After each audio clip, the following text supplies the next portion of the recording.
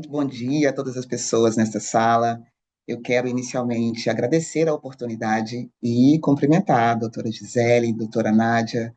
Super obrigada pelo convite e dizer que, enquanto educadora e enquanto educadora antirracista, estar nesta sala com o Ministério Público falando sobre esse tema nos fortalece muito mais. E estar aqui dividindo essa sala numa mesa com Ione Gonzaga, que é minha companheira de caminhada e de luta de educação antirracista, de pesquisa, mas uma militante muito ferrenha naquilo que a gente quer alcançar, que é, de fato, a melhoria dos resultados educacionais para as nossas crianças e jovens, tem muito significado e faz muito sentido. Então, a gente tem em você, sendo mulheres negras como somos, pesquisadoras e atuantes, grandes aliadas para que a gente, de fato, faça com que legislações sejam cumpridas. Então, é um prazer imenso, assim, estar aqui agora dividindo um pouco do que a gente desenhou junto, né, enquanto Ministério Público, enquanto Instituto AGO, poder, na verdade, dividir um pouco dos passos que a gente já deu para o Estado de Minas Gerais, junto à Secretaria Estadual de Minas Gerais, mas o quanto vai ser importante também entender que esse projeto, que na verdade pode se tornar um grande programa, como um instrumento, uma ferramenta da própria legislação 10.639 e 11.645. Então, eu quero aqui pedir a licença e apresentar para vocês um pouco da apresentação que a gente fez, que eu acho que vai dar um pouco de materialidade para aquilo que a gente tem conseguido avançar. Vocês já conseguem ver a minha tela, certo? Ótimo. Então, o Instituto AGO é um instituto que, na verdade, foi construído a várias mãos, e ele foi construído a partir de um chamado muito importante do próprio Ministério Público, que reconheceu a necessidade de atuar, apoiar ações de natureza sistêmica. Então, todas essas organizações aqui abaixo, né, Sobretons, CCRCLAD, Semente, Caueduc, Cauoma, Cauete e o próprio Ministério como um todo, são parceiros que introduziram, na verdade, o desejo, engajaram-se nessa proposição e nós construímos, idealizamos aqui uma metodologia que fortalece a implementação desse trabalho junto às redes de educação, seja ela estadual, seja ela municipal. Nesse sentido, o papel das redes de ensino na implementação da equidade racial é que precisa ser, na verdade, receber um holofote e entender o quanto ele precisa ser intencional, provocativo para que isso aconteça. Nesse sentido, a nossa equipe é constituída por mim, pela Andréia, que também é doutora e é uma psicopedagoga muito importante no cenário da construção dessa metodologia, o Aile Carvalho, a Ana Felipe, a Daniele Tiffany e a Rosane Pires. Somos, na verdade, um grupo de pessoas pesquisadoras, mas sonhadoras de que a gente pode fazer uma transformação social por meio da educação. Ou seja, são pessoas que ainda acreditam na escola pública e no quanto, na verdade, a oferta de uma escola pública precisa estar a contento e ser de direito à educação para todas as pessoas.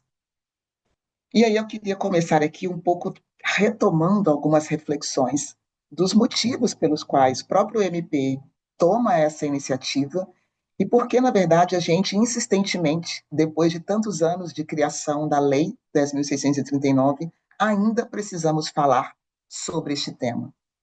E o que a gente sempre traz é não precisar falar deste tema exclusivamente no mês de novembro, mas que, na verdade, as pessoas assumam esse lugar de corresponsabilidade temático, mas sistêmico.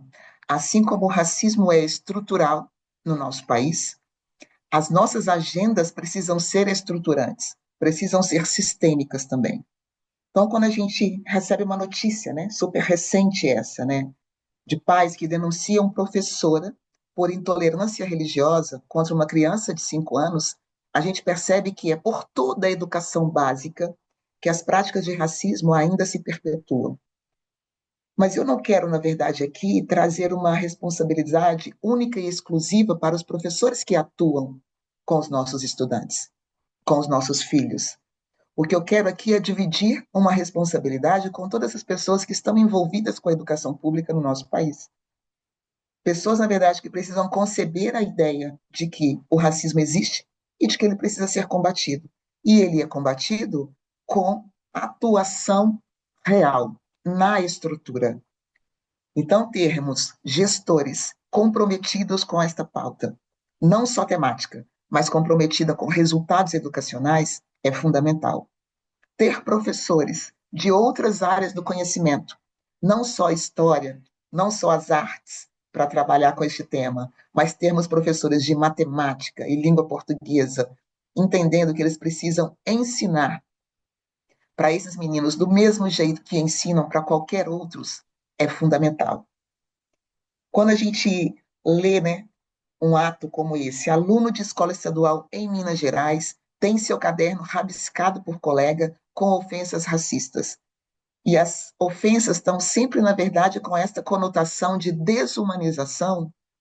E aí a gente entende que esse professor ou professora, ao receber esse cenário, precisa atuar nomeando esta violência. O que está descrito aqui não é bullying e não pode ser resumido com bullying. O que está descrito aqui nessa matéria é o racismo. E aí a atuação para esse tipo de violência e de violação de direitos precisa estar orientada. E quem orienta isso, todas essas camadas, a princípio inicialmente, a Secretaria Estadual de Educação, que já tem que ter protocolos de denúncia, que já tem que ter protocolos de encaminhamento, depois o gestor daquela escola e depois esse professor, que deverá fazer aí todo um trabalho educativo com a sua turma para que eles entendam que é direito daquele estudante estar ali e não ter a sua integridade, o seu emocional abalado por questões de violências racistas. E aqui eu trago alguns números que eu acho que é importante a gente entender o quanto a realidade de jovens, crianças negras ainda no nosso país é demarcada por situações de violência e isso reverbera no aprendizado. Quando a gente coloca que, principalmente em decorrência de preconceito, de discriminação racial, entre 10 e 19 anos, o risco para que esses estudantes saiam das escolas é muito maior. A gente está dizendo que o público majoritário que hoje ainda abandona as escolas, desistem de estudar, são de negros e negras. E esse abandono não quer dizer de uma incapacidade cognitiva. Isso quer dizer de um não reconhecimento desses corpos dentro do espaço escolar. Quando a gente percebe que a escola, a faculdade, a universidade ainda é o espaço em que pessoas afirmam ter sofrido mais práticas de racismo, é justamente porque é nesses espaços que a gente fortalece a identidade, se constitui enquanto cidadão e cidadã.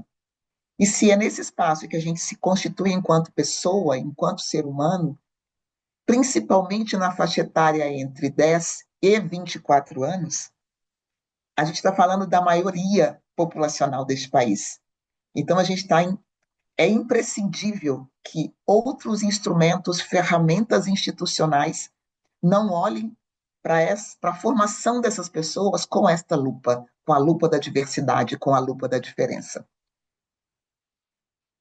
E aí lança-se o desafio, que era nacional, mas que aqui, na verdade, a gente está olhando para Minas Gerais e para os seus 852 municípios, com esses números que ainda se traduzem numa tragédia silenciosa. Quando a gente percebe que adolescentes brancos, ali nos anos finais do ensino fundamental, 24% conseguem chegar no nível adequado em matemática, e quando a gente entende que adolescentes pretos, apenas 10,7% alcançam o ensino fundamental no nível adequado das avaliações de IDEB e SAEB, tem uma mensagem muito forte aqui. Eu estou dizendo que ao longo da trajetória acadêmica desses estudantes, eles vão precisar romper muito mais barreiras do que estudantes não negros. E aqui, a nossa chamada com o Ginga é justamente olhar para este cenário de transformação social. A metodologia Ginga é, de fato, para reparar esse eixo aprendizagem. É para que a estratégia da 10639 não se fixe apenas no tema da educação antirracista, mas que sim, professores de matemática e de português concebam a ideia de que a aprendizagem desses estudantes precisam ser equiparada. Cada vez mais, a cada ano de IDEB e de SAEB, precisamos diminuir o gap desta diferença que eu trouxe aqui em cima. Todos os estudantes de uma mesma turma precisam sair ao final com o mesmo nível de aprendizagem. Então, a metodologia Ginga, ela tem um fortalecimento de identidade e pertencimento, é um combate ao abandono escolar, que é em grandes números dessa população, como eu disse, há uma corresponsabilização dos educadores diante desses dados, dessas evidências, e deve ter também um reconhecimento das potencialidades dos nossos jovens nas escolas. Então, Ginga é movimento curricular estratégico. Esta é a grande novidade do Ginga que a gente, enquanto Ministério Público, enquanto Instituto Agô, se propôs a fazer. E, nesse sentido, as redes de ensino, a gente tem as lideranças como sendo figuras essenciais para esta educação antirracista, que deve estar bem focada aí no currículos e práticas pedagógicas, no desenvolvimento profissional e nessa cultura escolar que precisa ser estabelecida, já que a história da educação, há muitos anos, logo quando se inicia o processo de educação pública no nosso país, lá em 1733, nem se era permitido o ingresso de estudantes escravizados nas escolas. Então, essa máxima, essa mensagem simbólica do início da construção da história da educação no nosso país, ela precisa ser travestida numa outra cultura escolar. Ela precisa ser fomentada para que o ambiente escolar compreenda o direito à educação dessas pessoas nos bancos escolares. Então, a equidade racial na educação é uma responsabilidade institucional inegociável.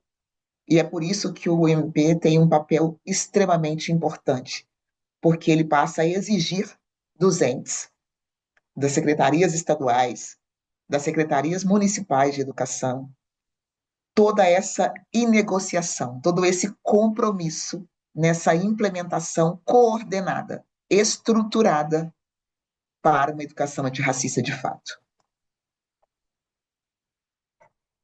E aqui eu trago um pouco de como é essa nossa visão sistêmica, né? Que são pontos chaves para que o impacto de fato aconteça na educação antirracista. Em resumo, aqui, na verdade, não é apenas ter um documento assinado, como nós assinamos quando instituímos o Ginga, né? Que era um memorando de intenções, onde assinou a liderança do governo, da Secretaria Estadual de Minas Gerais, o Ministério Público e o Instituto Agô.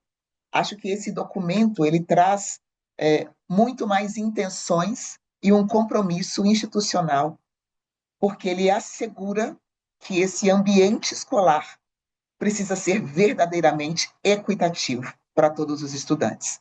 Então, esse documento, na verdade, ele sela esse compromisso institucional para a educação transformadora, para uma avaliação desse processo ao longo do ano letivo e não só no mês de novembro, para que as ações sejam de fato integradas, para que esse alcance estadual seja para as 47 superintendências regionais, mas para os 852 municípios do nosso estado, e para que esse compromisso institucional seja sempre reforçado diuturnamente. E aí, a construção de um currículo antirracista é, de fato, eu sempre digo isso e vou repetir, é uma busca por justiça social cognitiva.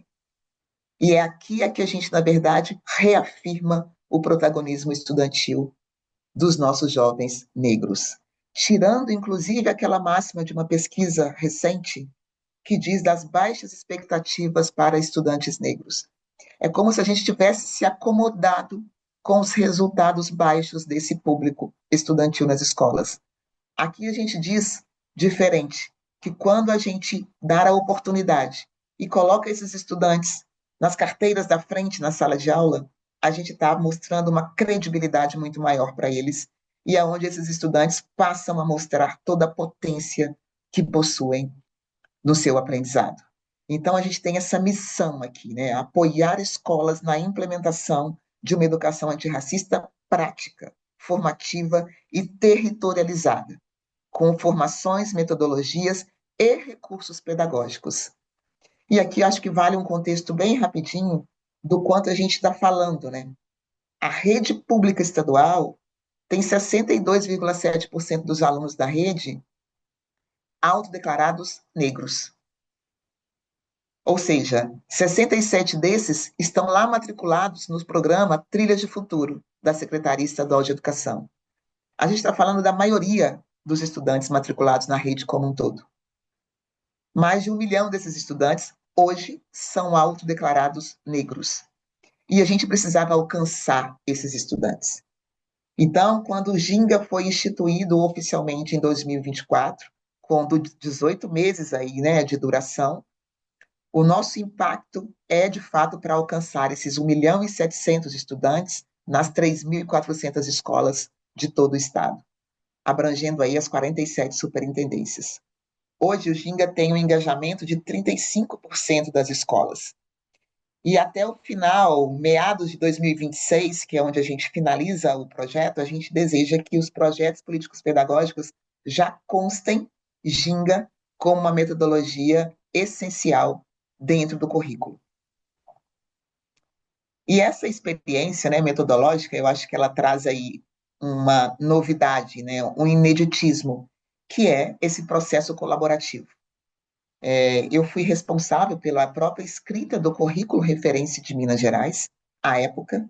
Eu não estava licenciada do governo de Minas, né, como estou atualmente, mas à época estava ali assessora especial e liderei a escrita do currículo referência de Minas Gerais. E é um material que eu me orgulho muito dele, porque ele foi construído por vários professores da rede estadual e de redes municipais do nosso estado. E ali a gente já deixava uma sementinha da necessidade do trabalho diferente, considerando uma pedagogia da diferença para dentro deste currículo mineiro. E o Ginga agora, ele traz esse como, o como desdobrar um currículo em práticas pedagógicas, que era o que não comportava dentro daquele documento oficial, que era o currículo mineiro. Então, o Ginga traz agora sequências didáticas muito específicas para tal, que é o que a gente chama dessa necessidade, dessa pedagogia da diversidade. E aí, atrelado a workshops e a formações e a visita técnicas, que são esses acompanhamentos muito de perto, né, para cada situação e cada diferença. Então, o Ginga oferece aí desde cartilhas com verbetes para a educação antirracista, diretrizes pedagógicas propositivas, elas são todas intencionais, cada frase, cada palavra nessas sequências didáticas, elas têm uma intencionalidade metodológica.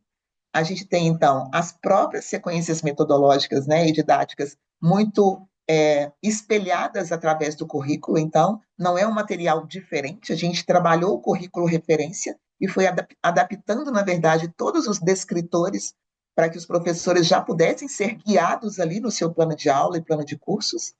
E a gente tem as pílulas, né, os conteúdos, que, na verdade, é um formato que a gente identificou que comunica bem com o próprio jovem, que era com quem a gente queria conversar, com as próprias crianças. Então, a ideia é que o professor tenha em mãos uma sequência didática e um vídeo que o acompanhe para o desenvolvimento das suas aulas, em português e em matemática, mais uma vez. E justamente por que esses dois componentes?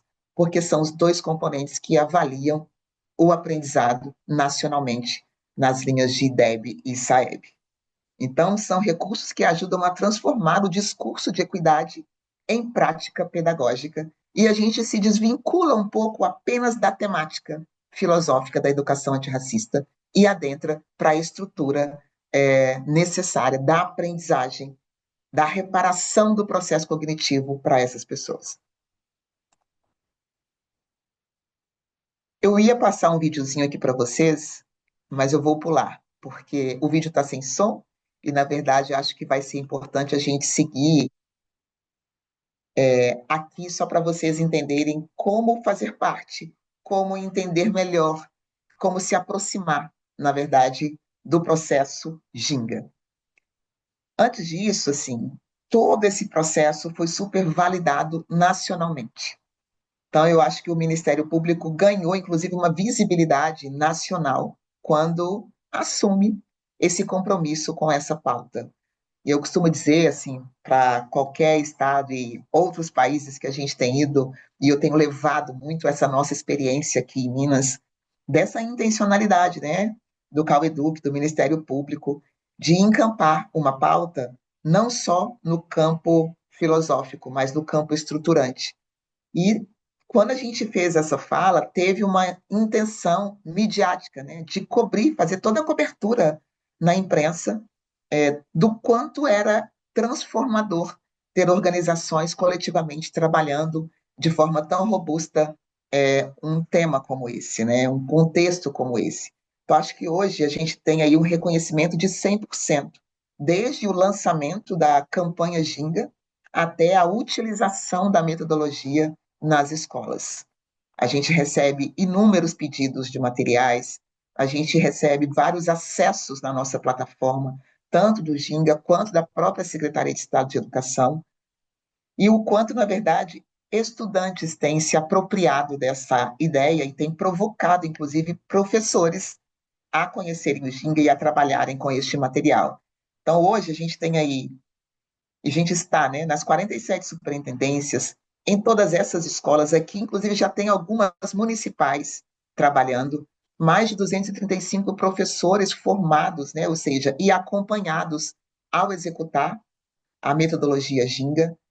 E esse número é bem interessante, porque a gente tem aí mais de 68 mil visualizações de todo o conteúdo que a gente se propôs a fazer. É o Ginga, é o Ministério Público chegando, inclusive em outros países. Tem aqui acessos da Índia, inclusive, para o nosso material.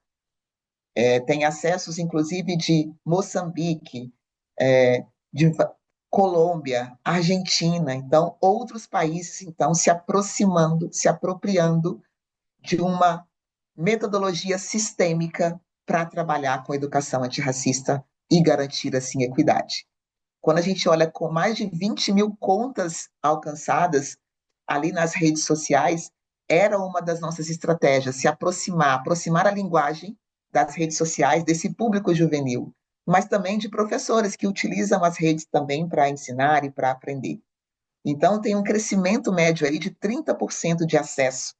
Esse mês de referência aqui é setembro, mas na verdade hoje teremos aí muito mais, né? Assim, uma porcentagem muito maior, porque isso cresce diariamente, semanalmente a gente vem fazendo esse monitoramento.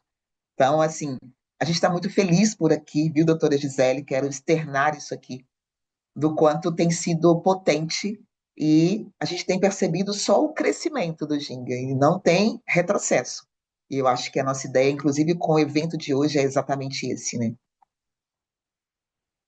Aqui eu vou passar um pouquinho para vocês, passear um pouco com vocês dentro da metodologia, da sequência didática que a gente disponibiliza é, publicamente, né, no nosso site. Essa sequência didática é formada por sempre uma apresentação, vídeo, verbetes, e nessas apresentações, texto de apresentação, essa estrutura, né, ela tem sempre o vídeo inicialmente, depois toda a sequência didática com os temas necessários a serem trabalhados, e mais do que isso, assim, ela consegue fazer com que o professor receba o seu plano de aula literalmente adaptado ao currículo, onde ele não teria ali mais um trabalho, mas ele teria aqui o como desenvolver a sua aula ali em português, em matemática, com este tema, reconhecendo as fragilidades estudantis, mas ao mesmo tempo colocando o seu conteúdo na ordem do dia estruturalmente para alterar resultados. Então a gente trabalha literalmente com as mesmas nomenclaturas que está lá no currículo para dentro dessa sequência didática. Então tem uma visualização facilitada e ao mesmo tempo uma organização metodológica que facilita o trabalho no dia a dia do professor, que já tem ali dezenas de coisas para fazer e organizar, então aqui ele tem de fácil adaptação, do jeito que ele achar melhor, mas toda uma sequência organizada e intencional para garantir resultados ao final da aplicação dessa sequência didática. E aí, finalizando aqui, caminhando para o fim, todo esse conteúdo está disponível no nosso site, e no caso do Estado de Minas Gerais, também no site da Escola de Formação, que é o site da Secretaria Estadual de Educação, e isso constitui uma institucionalização para a metodologia Ginga, então todos os professores da rede estadual podem acessar no site, e todos os educadores e redes municipais podem acessar através do Ginga educ.com.br. Inclusive, hoje, a gente está subindo o segundo lote, com vários vídeos e várias sequências didáticas, para que os professores possam já organizar o seu ano letivo de 2026. Agora, tem um ponto importante que eu quero deixar de recado para as redes municipais. Os nossos workshops, eles garantem que a metodologia seja aplicada de forma viva, sistêmica, contextual e transformadora. Então, para as redes municipais que estão aqui nos assistindo, nos acompanhando, é super possível que a gente converse, que inclusive os colegas da doutora Gisele, da doutora Nádia, nos municípios, que quiserem encampar também institucionalmente essa proposição, podem entrar em contato conosco, na verdade, porque a gente pode fazer um trabalho adaptado, cada município é único, A gente entende isso não como uma coisa única, Cada município tem a sua história, o seu território, as pessoas que ali estão, as comunidades quilombolas, as comunidades indígenas que se diferenciam uma das outras. Então, nesse sentido, a gente se coloca super à disposição para que os colegas promotores que estão aí encampando essa proposição entrem em contato conosco para que a gente possa fazer um trabalho adaptado, sinérgico, sistêmico e contextual para cada rede de ensino do nosso estado. E aí fica assim, o convite à adesão. Eu acho que com todo esse sucesso que eu trago aqui para vocês, de engajamento na pauta, mas de trabalho com esta pauta, fica aí o convite para as redes municipais que ainda não conhecem, não fizeram adesão ou não se aproximaram do Ginga, que venham gingar conosco para que a gente tenha futuros mais significativos e mais contundentes em relação aos resultados educacionais. Eu quero agradecer mais uma vez a oportunidade e continuo aqui super aberta para alguma pergunta que o público ouvinte queira nos fazer e dizer do quanto estamos animados com os resultados das próximas avaliações que teremos, já espelhando um resultado diferente para os estudantes de Minas diante do trabalho que tem sido executado. E dizer que nas redes sociais, ginga.educ, a gente sempre coloca lá as ações que as escolas já têm feito, e são muitas publicações. Então, vale muito a pena nos seguir nas redes sociais para que vocês consigam acompanhar e também para que as escolas recebam essa visibilidade do trabalho que tem sido realizado por elas. E agradecer também essas escolas, esses gestores, do quanto eles têm se corresponsabilizado com o Ginga e têm compreendido a mensagem que o Ginga quer entregar, que é, de fato, orientar, auxiliar, apoiar no como fazer, de fato, uma educação antirracista em Minas Gerais. Então, muito obrigada, viu? Muito obrigada, professora Yara. Eu sempre ressalto essa qualidade que, na minha opinião, de todos os predicados que o seu currículo traz, o ser professora é o mais importante. Eu sempre digo isso, né? Esse é um talento que não me tocou na vida e eu admiro muito aqueles que têm essa generosidade de se especializar em compartilhar o conhecimento. E você fez isso assim de uma maneira muito sensível e muito bacana. A gente te agradece. Antes de passar a nossa nova palestrante, né, eu queria ressaltar muito uma fala sua bem no inicinho, que é sobre nomear a violência. muitas redes, né, muitas escolas, às vezes falam que né, acabam tratando casos de racismo como brincadeira, como bullying, mas é muito importante nomear essa violência para ela ter o tratamento correto, com a seriedade que o assunto traz. Isso, essa questão, eu acho que ela é crucial para a gente superar, começar a superar o racismo como uma prática cotidiana até hoje, né, nas nossas escolas, na nossa vida. Como a professora Yara nos diz, né, o projeto Ginga foi lançado em 2024 e eu quero aqui trazer, né, um grande reconhecimento ao trabalho da promotora de justiça Ana Carolina Zambon, que foi quem primeiro abraçou esse projeto, que me emociona todas as vezes que eu lido com ele aqui no trabalho. E, né, como a professora Yara disse, a princípio ele foi feito com uma parceria com a Secretaria de Estado de Educação, voltado, então, para as escolas estaduais, e o nosso objetivo aqui hoje é essa expansão. É um projeto tão maravilhoso que ele sim tem que estar em todas as escolas, e eu falo rede pública, mas eu falo de rede particular, privada, também particular, também, onde muitas vezes acontecem casos gravíssimos de racismo, onde muitas vezes é perpetuado um discurso racista, não por professores, é claro, mas talvez por um não lidar com essa questão no cotidiano. Então, para escolas estaduais, mas é para escolas municipais, é para escolas privadas, e é para Minas Gerais e é para o mundo. É uma luta de todos nós. Te agradeço muito, Obrigado. é, e vou, né, já passando aqui para a nossa segunda palestrante, né, a nossa segunda palestra, que é sobre o papel de professores e gestores escolares na construção da educação antirracista. Nós convidamos, então, a professora Ione Gonzaga, que é doutora e mestre em educação pelo UFMG, atua como professora colaboradora do programa Mestrado Profissional em Educação e Docência da FAI UFMG, Promestre, e como professora orientadora do curso Maestria, Estado, Governo e Políticas Públicas da Faculdade Latino-Americana de Ciências Sociais, Flanxo, Brasil. Então, com a palavra, Ione Gonzaga. Então, bom dia a todas as pessoas. Vocês me ouvem bem?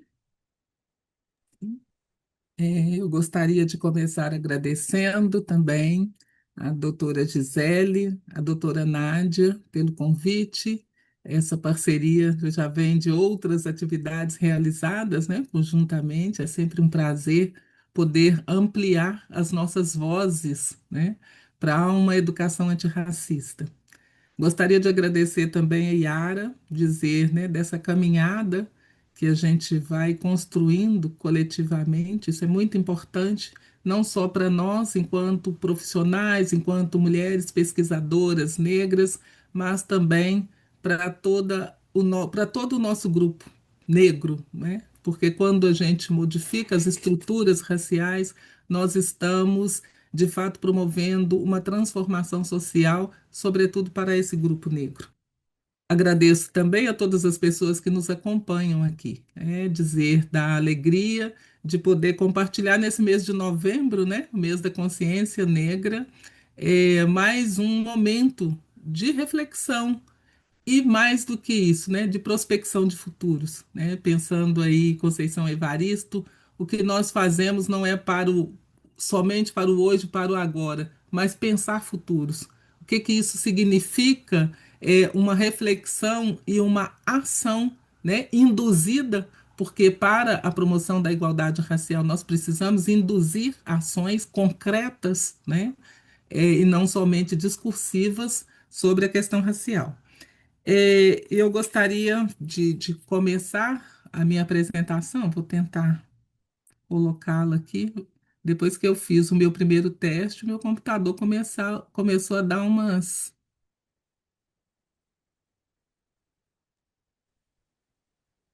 Vocês conseguem ver a apresentação? Ainda não. Ainda não? Pois é. Oh my God.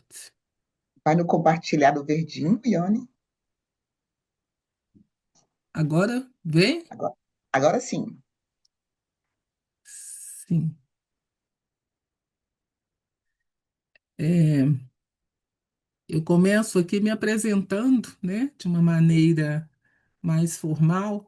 É importante, quando a gente se coloca nesse processo de formação, né, e formação da gente mesmo e de outras pessoas, dizer de onde a gente vem. Eu sou uma mulher negra, mãe de dois filhos negros, irmã de cinco pessoas negras, né, entre homens e mulheres, professora, pesquisadora e que me formei na escola pública. Então, esse meu desejo de compartilhar conhecimentos, né, de refletir sobre a educação pública, vem também desta minha trajetória construída, né, nas escolas públicas de periferia de Belo Horizonte. Então, é desse lugar que eu falo, e depois dessa trajetória, né, de formação na Universidade Pública Federal de Minas Gerais, é desse lugar, né, de pertencimento também dos movimentos sociais, dos movimentos de luta por educação. E como Yara já mencionou, é importante a gente trazer, né, os condicionantes históricos para a gente pensar aí qual é o papel dos professores e professoras, de gestores e gestoras para a efetivação de uma educação das relações étnico-raciais. Eu sempre gosto de fazer essa distinção, né, do que é o letramento, do que é educação para as relações raciais e do que é uma educação antirracista. Porque há níveis diferenciados, né, de ação e de compreensão desses termos. E o letramento é o básico, né, como o próprio nome diz, o letramento. E aí a gente está num segundo momento, que é pensar a educação para as relações raciais. Todas e todos fomos ensinados e educados numa sociedade que discrimina. Então já houve um letramento racial desde sempre, desde que a gente nasce. Quando eu digo que eu sou uma mulher negra, a minha corporeidade, né, os meus traços fenotípicos já vão dizendo isso. Eu não precisaria nem dizer, só de as pessoas me observarem, elas saberiam que eu sou uma pessoa negra. Então, esse processo de racialização ele vai sendo ensinado na sociedade. E é por isso que a gente precisa hoje refletir qual que é o papel das gestoras e dos gestores, sobretudo desses e dessas profissionais, na transformação da educação. Porque quando a gente tem um gestor e uma gestora comprometidos com esse processo, engajados, impulsionados para a mudança, a gente vai encontrar, né, lá no chão da sala, lá no chão da escola, é um termo que eu não gosto muito de utilizar, mas a gente vai encontrar nesses espaços a mudança. E aí a gente tem que voltar o nosso olhar para entender, né, de que mudança e por que que nós precisamos hoje, ainda em pleno 28 de novembro de 2025, refletir, né, sobre uma educação antirracista. Porque nós, né, temos um passado histórico de colonização, de escravização, um Estado segregador e omisso em relação aos direitos da população negra. A Yara nos trouxe o dado de que 67% de estudantes da rede estadual são pessoas negras. Como que os gestores e as gestoras até agora pensam políticas para esse quantitativo de estudantes? Quando nós olhamos indicadores sociais, nós vamos ver na base da pirâmide social este público. Este público está lá na educação. Mas nós precisamos transformar a educação para que os indicadores das avaliações sistêmicas, né, mostrem uma equidade na garantia do direito educacional. Hoje nós temos uma desigualdade nesse direito. Então, quando a gente avalia esses dados, eu preciso voltar, né, nesses processos sócio-históricos para entender que foi negado o direito à educação à população negra, o Estado se omite, né, e aí desde 1988, com a Constituição, a gente vem observando algumas mudanças, mas estas mudanças elas precisam atingir um maior número de pessoas, e aí, claro, que vai ser passando por essas redes. Eu costumo dizer que o 14 de maio ainda é um sonho para a maioria da população negra e quilombola, né? E por que essa referência do 14 de maio? Porque quando a gente sai do processo é, de escravidão, né, oficial, formal, a gente não alcança os direitos como como enquanto população, né, negra, enquanto pessoas portadoras de direito. E aí, hoje, quando a gente vai, né, é, es- num processo de formação, muitas vezes, né, somos interpeladas por gestoras e gestores que falam: ah, é bobagem falar sobre racismo. Raça existe? Esta é uma argumentação que a gente sempre ouve, né, Yara? Ah, para que falar sobre raça? Raça existe? Do ponto de vista biológico, não, né? Os estudos genéticos já provaram que pessoas negras e pessoas brancas, né, não são diferentes. Mas, do ponto de vista social, como nos diz, né, o Kabengele Munanga, um grande intelectual negro, a professora Nilma Lino Gomes e tantos outros, socialmente nós continuamos, né, a pensar a questão de raça a partir desses marcadores, né, é, os marcadores fenotípicos, o cabelo, a cor de pele. Então, isto vai sendo construído. Então, socialmente, raça existe, né? E na sala de aula, quando a gente define quem senta na frente e quem senta atrás, eu posso nem estar pensando a partir, né, desta questão de raça, mas a minha atuação ela está sendo informada a partir de uma conceituação que foi construída historicamente, de que estudantes negros não aprendem, que estudantes negros não merecem ser bem atendidos, de que crianças e jovens negros não merecem carinho e atenção. Então, eles podem ficar alijados lá no canto da sala de aula. Então, eu não estou falando sobre raça, mas o imaginário socialmente e culturalmente construído está informando a minha ação. Por isso, nós precisamos refletir sobre o racismo, né, enquanto uma tecnologia de poder, uma tecnologia que define quem vive e quem morre, e aí pensar a morte, não só a morte física, mas a morte simbólica, que muitas vezes na sala de aula vai sendo operacionalizada, né, pela não compreensão dos lugares sociais ocupados pelas crianças e pelos jovens e adolescentes negros.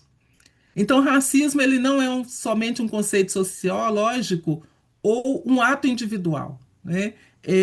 Yara trouxe o exemplo que na sala de aula estudantes são chamados, né, de macaco, de tição e de tantas outras formas, né, discriminatórias. Nós não estamos falando só disso.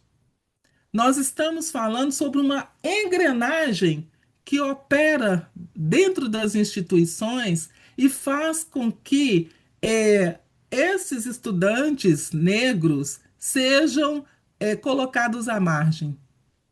E muitas vezes, quando a gente diz isso, professoras e professores e gestores tomam para si: ah, mas eu não faço isso. Nós não estamos falando de um indivíduo, nós estamos falando de uma estrutura que foi pensada sistematicamente, politicamente, cientificamente para funcionar desse jeito, para que pessoas negras não alcançassem os espaços na sociedade.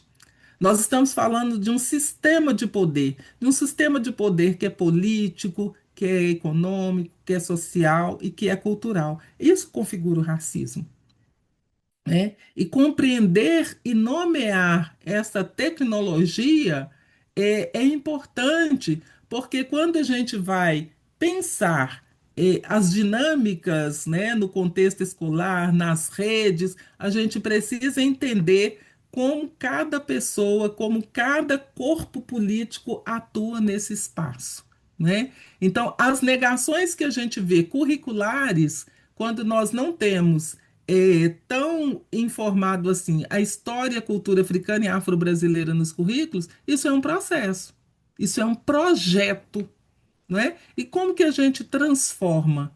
E como que a gente desconstrói esta engrenagem, né, que define quem vai morrer simbolicamente ou quem vai viver simbolicamente? Porque quando eu trago nas minhas eh, eh, sequências didáticas somente informações sobre um determinado grupo social branco, eu estou matando simbolicamente os demais grupos.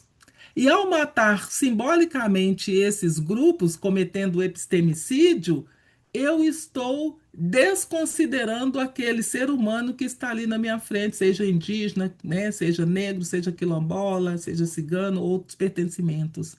Quando eu não trago nas sequências, né, ou nas atividades ou, visuais, audiovisuais, exemplos positivos desses grupos, né, historicamente minorizados, né, são chamados de minorias, mas quando a gente olha, eles são maioria. Ao não trazer esses exemplos, eu estou invisibilizando. E isso acontece muito nas salas de aula, isso acontece muito nos espaços escolares, e aí é importante que a gente diga, né? A transformação ela vai se dar não somente na sala de aula, mas no espaço como um todo, porque todos os profissionais da educação, seja bibliotecários, sejam os porteiros, sejam as merendeiras, eles também estão educando. Como que a gente trabalha, né, nessa perspectiva de ampliar o nosso olhar, né?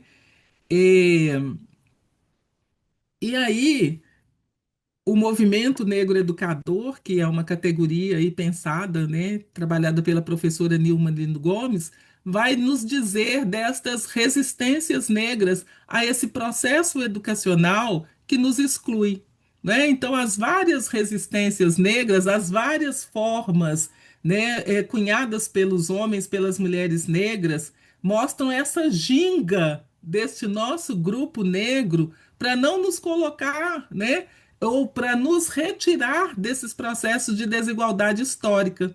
E aí a gente depara com o mito da democracia racial. Ah, não, não preciso falar sobre questão racial entre fevereiro e outubro. Basta o mês de novembro, né? Em novembro as escolas são entupidas de atividades.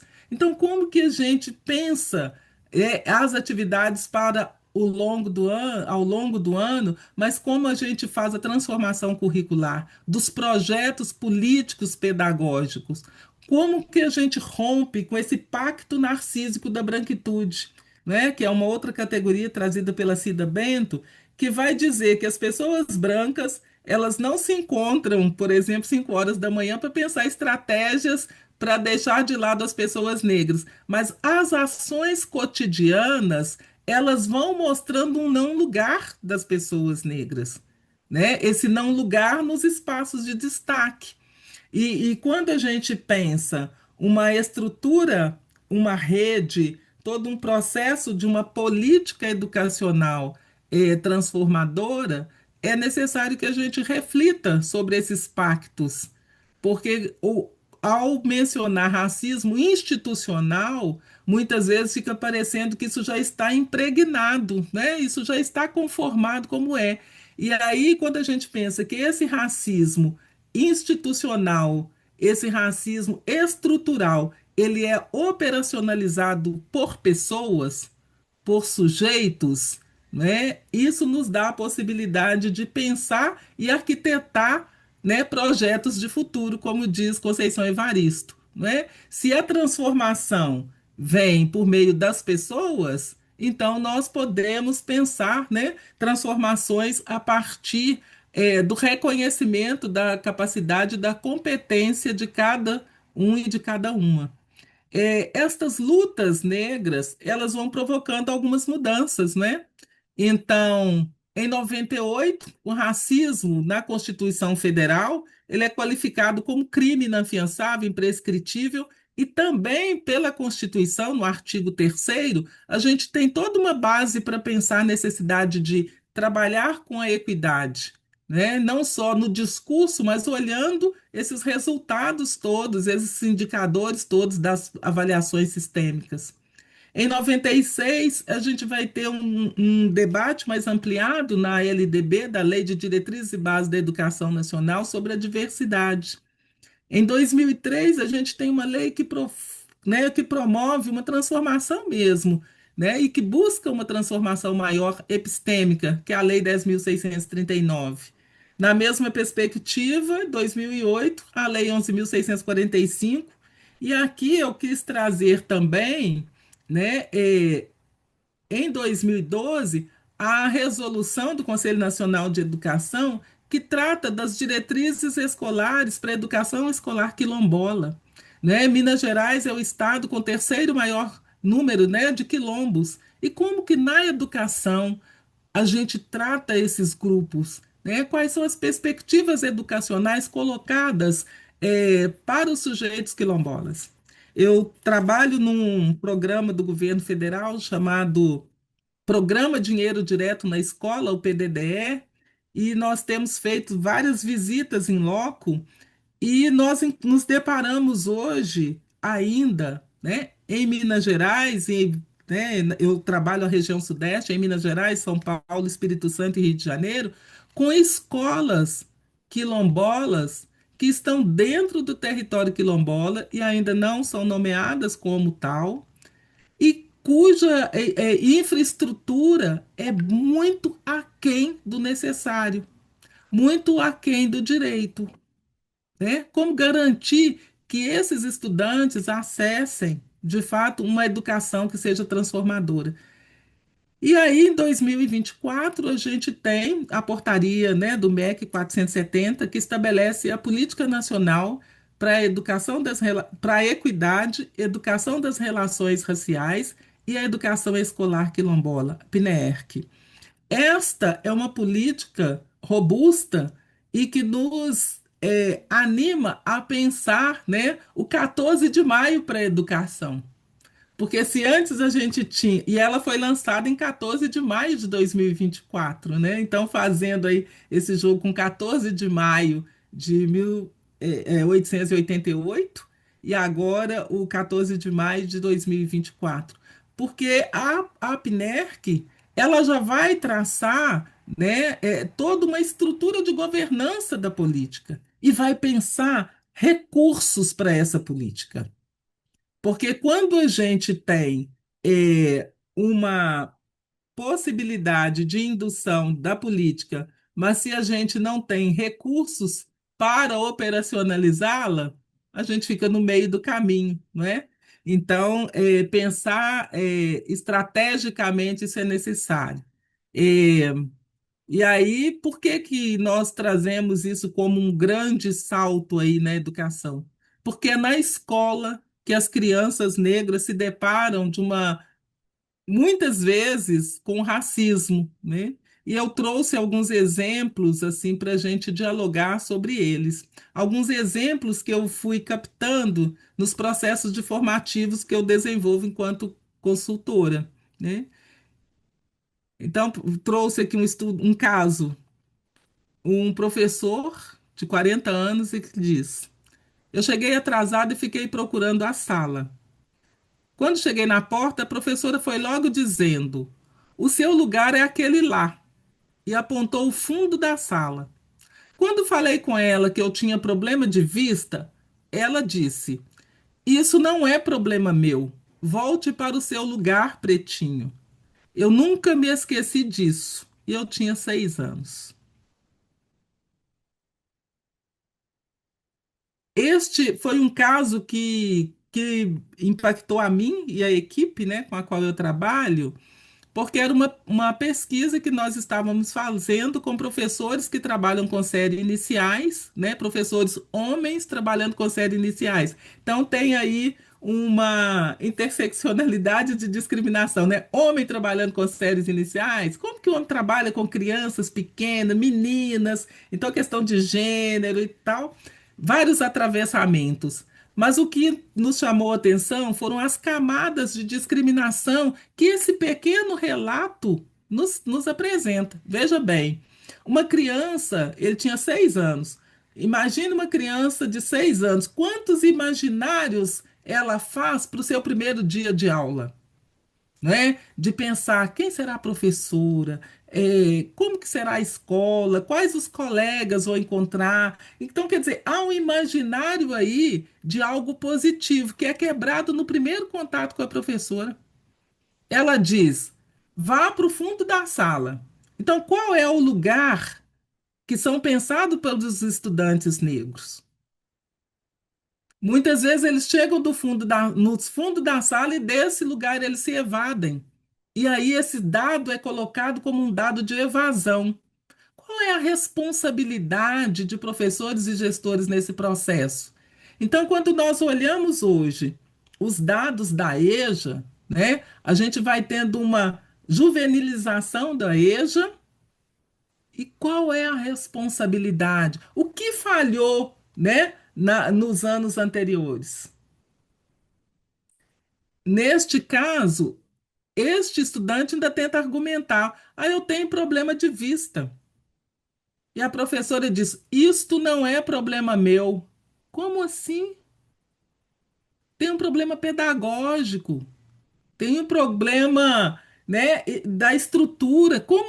Quais são as ações pedagógicas que ela vai trabalhar para que esse menino esteja ali enturmado, para que ele consiga acompanhar os problemas institucionais? Ele vai precisar de óculos diferentes, alguma coisa. O professor precisa pensar isso.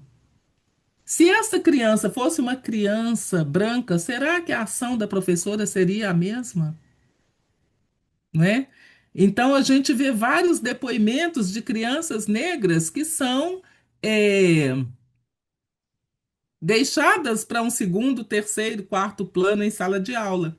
E aqui eu trouxe um outro exemplo de uma criança de 10 anos de uma escola pública de Minas Gerais que me diz o seguinte: professora, a primeira coisa que eu vou fazer quando eu chegar na África vai ser tirar o meu sapato e pisar aquele chão.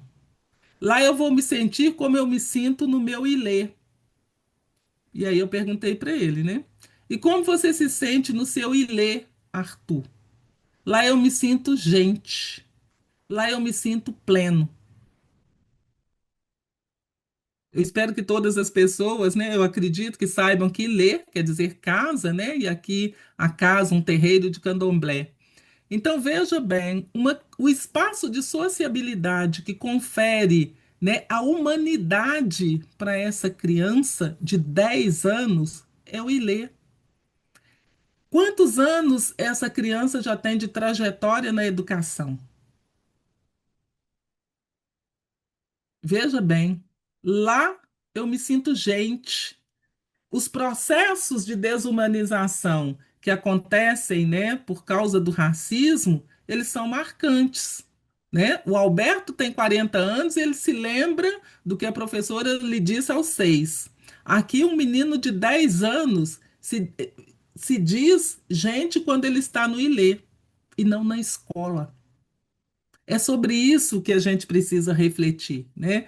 Então, pensar é, estratégias de mudança é necessário e é necessário incluir todas as pessoas do espaço educacional, né? Uma rede ela pode ter resultados de avaliação positivos num todo, mas e os indivíduos que estão ali? Como que essa rede consegue articular, né, estas formações? Trouxe um outro exemplo que é de que eu, né, trago como um gestor e um professor omisso. Um professor de história né? Porque a Lei 10.639 ela fala que, principalmente nos conteúdos de língua portuguesa e história, né, vai se trabalhar com a obrigatoriedade de inclusão de história e cultura africana, e o professor diz: olha, há um conteúdo extenso na disciplina de história que precisa ser trabalhado. Eu não posso ficar perdendo tempo com essas questões de racismo, história da África, o escambau. E o gestor, um diretor que estava ao lado, vira e fala assim: sim, é para frente que se anda. Veja bem, um professor de história que se nega a trazer conteúdos curriculares sobre história da África e sobre a questão do racismo. Qual o conteúdo que ele está trabalhando? Que conteúdo que está normalizado, que é um conteúdo adequado para se ensinar? Uma história eurocêntrica. Como que nós vamos romper, né, com estes racismos institucionalizados e trazer outras perspectivas teóricas, epistemológicas?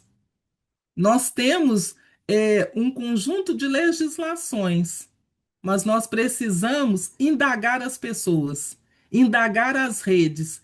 E aí o papel do Ministério Público é fundamental. Como que vai ser esse monitoramento? Porque nós precisamos de outros agentes que interpelem esta ação, não é? Que não está sendo executada de maneira tão eficaz como deveria, porque a legislação, né, a Lei 10.639, ela é de 2003. Uma pesquisa recente do Instituto do Gueledés e um outro instituto que agora não me fugiu o nome, vem dizer que a maioria das escolas ainda não implementa a lei como deveria. No mês de novembro, nós somos convidados para muitas ações, né, em escolas e outros espaços, né, mas sobretudo em escolas, para falar sobre a consciência negra. E a gente vê que é uma afroconsciência, não é? É uma consciência que acontece só nesse momento. E aí, nos demais meses do ano, não se pensa como esse professor, olha, o escambau. O que ele está dizendo? Ele está falando de um conteúdo, mas ele está falando de pessoas. E aí nós temos o gestor. É para frente que se anda. Nós vamos andar para frente observando indicadores educacionais que dizem que a disparidade está ali colocada e a gente vai fechar os olhos para elas, deixando para trás os estudantes negros, os estudantes quilombolas, os estudantes indígenas, né? Então, o papel das instituições formadoras no enfrentamento ao racismo, ele precisa ser refletido, pensado o mais urgente possível, né?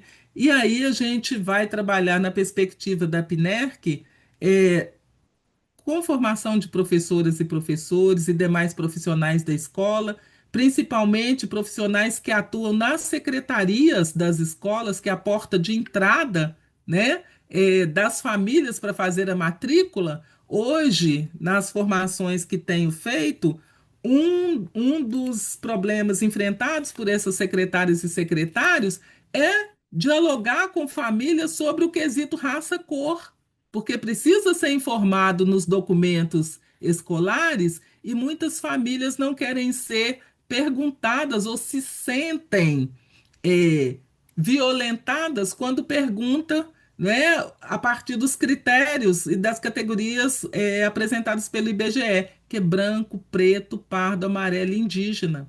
A família não quer informar que o seu filho é preto ou que o seu filho é pardo, né? Então, este é um problema. E aí, trazendo essa reflexão, né, para a gente caminhar para o final de exposição, uma educação antirracista, ela é para atender apenas gente preta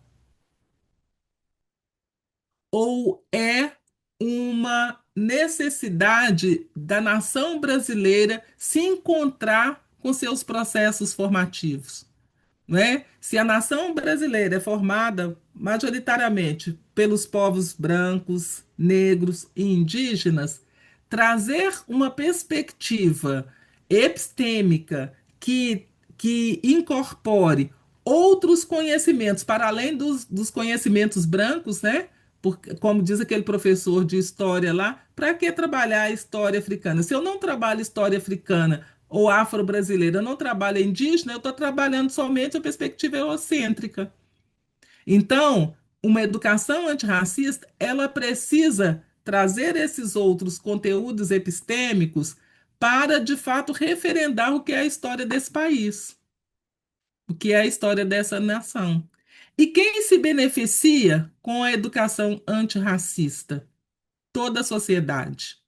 A partir do momento que nós temos, não é, crianças, adolescentes, jovens, adultos, né, sabedores de seu pertencimento e valorizando este pertencimento, não tendo vergonha de se afirmar enquanto negro, nós teremos processos educativos menos violentos. A partir do momento em que nós tivermos menos violência nas escolas, nós teremos, consequentemente, menos violência na sociedade. Isso é muito importante para uma sociedade que se quer justa, plural e democrática. Então, toda a sociedade se beneficia com uma educação antirracista. Como diz o Kabengele Munanga, né? Eu preciso ensinar a história e cultura africana e afro-brasileira para as crianças negras para que elas se fortaleçam. Mas eu preciso ensinar também para as crianças brancas para que elas compreendam que esse lugar naturalizado de superioridade construído para elas não se sustenta, não é um real, né? Então, quando nós estamos fazendo esse trabalho de refletir na importância da gestão, é para que a gente saiba assim, o gestor, o papel dele é fundamental. É um compromisso ético e político com uma educação transformadora. E quando a gente traz, né, uma, quando a gente tem uma escola que consegue entender quem é o estudante que está ali matriculado, quais são as necessidades desses e dessas estudantes e consegue trabalhar para que essas necessidades educacionais sejam superadas, lá na frente isso vai refletir nesses indicadores educacionais, nessas avaliações sistêmicas. Porque se a escola elabora formas, né, de atender a essas especificidades e a essas necessidades, o desempenho desses estudantes vai ser refletido. Então, nós não estamos falando de competência cognitiva, mas nós estamos falando de oportunidade. E aí, para caminhar para o final, né, eu trouxe aqui nesta a capa desse livro, Dicionário Biográfico, Histórias Entrelaçadas de Mulheres Afrodiaspóricas. Esse dicionário foi lançado no último final de semana, no Rio de Janeiro, ele traz histórias de 114 mulheres negras. Isso para ampliar o nosso repertório sobre a presença de mulheres negras na sociedade brasileira. Isso beneficia, né, a todas e todos. Porque quando eu sei, né, que outras histórias são possíveis, eu também reconfiguro a minha história, né, de estudante, de mulher e tal. Para caminhar para o final, é preciso fazer aqui o movimento Sankofa, né? E esse movimento Sankofa, ele precisa ultrapassar o discurso, porque nunca é tarde para voltar e buscar o que ficou perdido. Mas a gente precisa buscar o que ficou perdido e reconhecendo o protagonismo negro, reconhecendo o protagonismo das mulheres negras, reconhecendo a competência epistêmica que o racismo diz que a gente não tem, que a gente tem, que ao ter oportunidade a gente mostra que é possível, né? E ao voltar para as origens, eu trago aqui a minha origem, né? Meu pai e minha mãe, como um homem analfabeto e uma mulher, né, que aos 43 anos voltou para a sala de aula, para a antiga quinta série, né? Voltou primeiro para o supletivo, depois não deu conta e voltou para a quinta série, e que foi, por muito tempo, acompanhada por mim e pelos meus irmãos nesse processo educacional. É necessário que a gente desenvolva, né, essa capacidade de olhar para trás e de ver assim, quantos passos a gente já deu para que essa educação de fato nos contemple, né? E aqui trazendo a história de minha mãe e de meu pai, eu digo que a educação que me transformou. Eu sou fruto dessa escola pública que não acolheu meu pai, que só acolheu a minha mãe já, né, com mais de 40 anos, mas que hoje me tem como uma doutora. Mas para chegar nesse processo, eu vivenciei desde a educação infantil à pós-graduação processos sistêmicos de discriminação que eu gostaria que outras crianças, adolescentes, jovens e adultos não sofressem. Porque a escola, né, desde a educação infantil à pós-graduação, ela ainda reverbera todo esse racismo que a gente aprendeu a, que a gente conheceu e aprendeu, né, com ele ao longo das nossas vidas. Mas para que esta transformação de fato aconteça, a gente precisa da implicação de todas e todos, né? Então, o papel político, ético, humano de gestoras e gestores é fundamental. E aí, para encerrar, como diz o Paulo Freire, a educação sozinha não muda o mundo. A educação muda as pessoas e as pessoas mudam o mundo. Nós não queremos apenas mudar, nós queremos transformar. Transformar incluindo os valores civilizatórios afro-brasileiros. Porque eles nos garantem, neste processo é, de vida, né? E nos possibilitam continuar gingando numa perspectiva humana. Muito obrigada.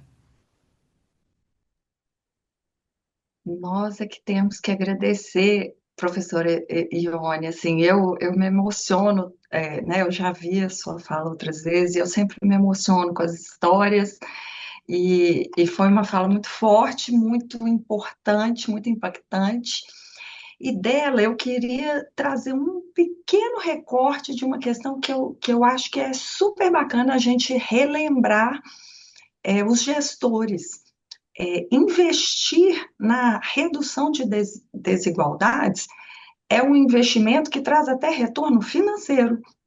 Então, nós estamos falando assim, imediatamente de ganhos que os municípios podem ter, né, para o Fundeb com o investimento nessa questão. Então, vou lembrar aqui, né, a todos os gestores que na Lei 14.113 existe a previsão do incentivo financeiro para as redes públicas que investirem na redução das desigualdades educacionais, socioeconômicas e raciais. E isso, né, está relacionado à complementação do VAR, do valor anual por aluno resultado, que está previsto na lei que eu acabei de mencionar.